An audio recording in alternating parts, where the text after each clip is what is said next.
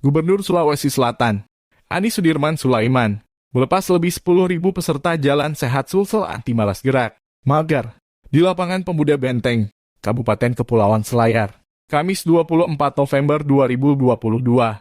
Alhamdulillah senang bisa melaksanakan Jalan Sehat Sulsel Anti Mager yang diikuti 10.000 lebih peserta, ujar Andi Sudirman. Jalan santai ini merupakan rangkaian dalam rangka Jambore PKK Sulsel. Sulsel Anti Mager ini digalakkan oleh Gubernur Andi Sudirman untuk menerapkan pola hidup sehat.